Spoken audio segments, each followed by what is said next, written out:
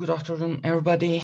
To introduce my teammates, Erdoğan, Cenk Büker, and Can Şahin, and here I am Ahmet Furkan Yıldırım from Computer Science, Computer Engineering in Atom University.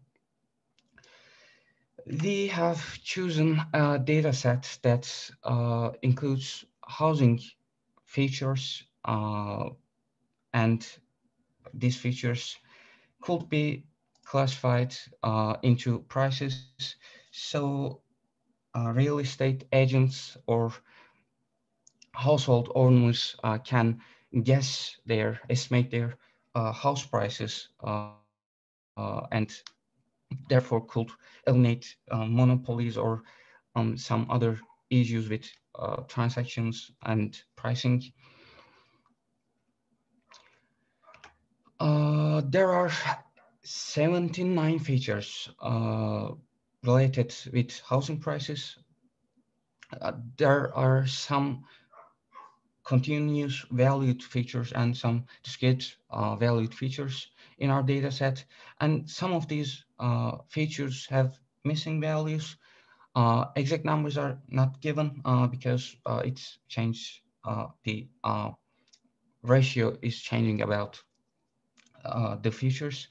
Uh, our data set consists of 3,000 samples. Half of them are for testing, half of them are for training. There is some definitions about the features we used. I'm not gonna introduce them all one by one. You can just look and get some intuition about the data set because there's like 80 of them.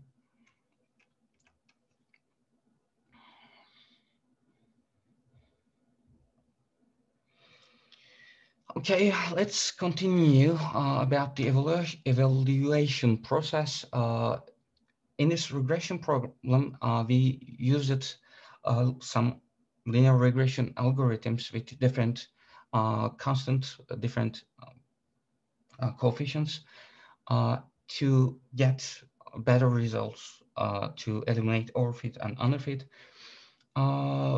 We were expecting L1 lasso regression will be a better choice because there are some, like I said, missing values. We filled the missing values with zeros, and using L1 regression, we can filter out these zeros because they are so away from the mean squared error. They are just ignored. So it's giving some better results compared to the ridge regression. But still, there is some underfitting problem. We are still trying to resolve the issue. We choose 20% from the trained dataset as validation and generated these results from that validation. You can see the orange model here. How did we select and evaluate these values? At the left and at the right, there's a frequency histogram of the price range prices, the houses in our data set that has. So there are other graphics explaining, visualizing some informative features in our data set, like the general living area of the house is linearly affecting the sales price. And you can see the distribution is denser towards the smaller values. And there is another graph at the right that shows some other distribution, not directly affecting like linearly or quadratically the results, but the density of the data. The year build is affecting the number of houses in our data set. It also contributes to the end result, but not like the general living area. It's not directly, you know, classifiable. Thank you for listening. We would like to answer questions now.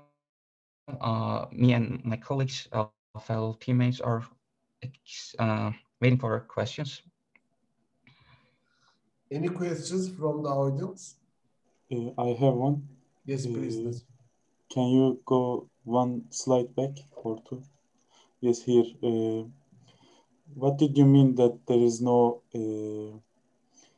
direct relation between living area and year build?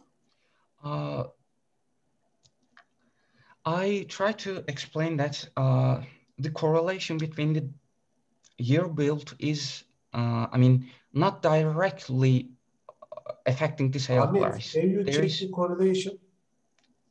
Sorry? Have you checked the correlation between these two? Yes, there is What no is the graphic. correlation value? Sorry? What is the correlation value? I didn't note that terribly. In the orange, which tool do you use? The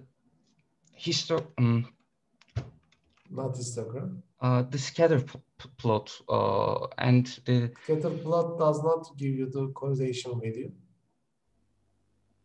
Okay, so you need to check the correlation. Everyone, correlation means that for two attributes, features, you can set up some mathematical relationship between -1 and +1, shows the correlation between two feature values. Okay, so if it is 0, most probably we couldn't find any relationship between.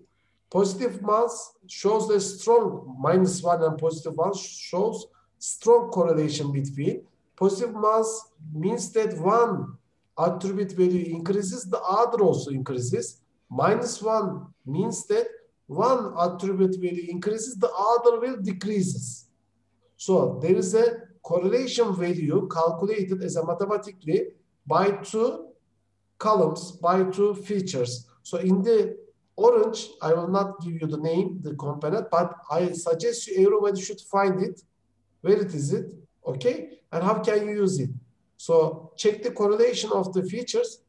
If they are highly correlated, what do you think that? Do you think that these two features, if two features are highly correlated, do you think that we need to use both of them in our model? Or we can remove one of them? If they are not conflicting, we could use both of them. But no, I am asking simple question. Do not make extra assumptions. I am saying that if two features have very high correlation, like 0.999, do you think that should I use both features in my model? Or can I remove one of them? I think one of them is enough for our model. Yes, it is one of them is enough, because assume that you are using the house, in that house example, yes, you are using when the house was built in year 2010, and you are using the age. For example, now it is 16.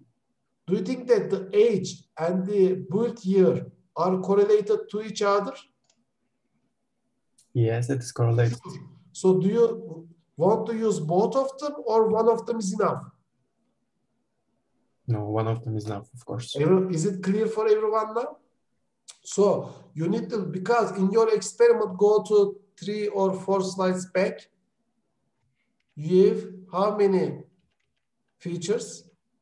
Look, lots of features. So in your data set, you need to check and remove some features, right? Yes. Yes. Otherwise, we learned that in linear model can overfit your high dimensional data. Am I right? We have discussed. So in your data, when you see this number of features, then you need to be alerted, and you need to think about how to select features. Remove the number of features. Otherwise, your data will overfit. It means that the train accuracy will go high, but test accuracy wouldn't be so good.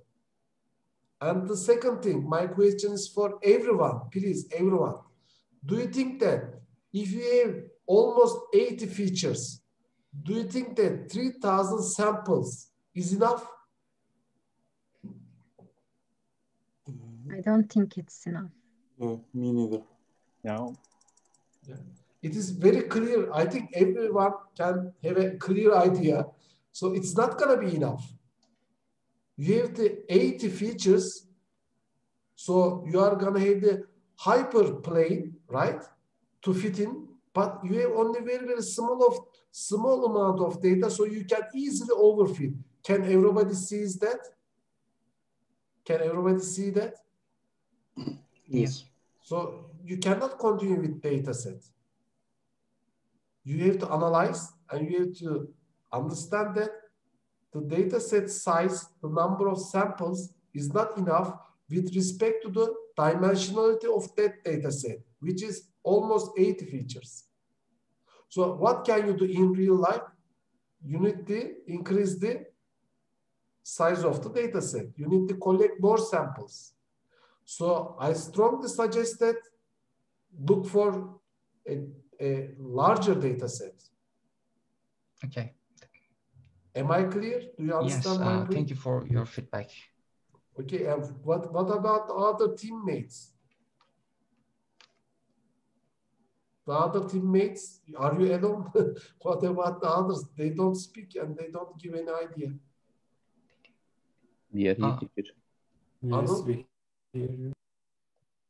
Yes, teacher. Okay, so do you agree with me? Yeah. Okay.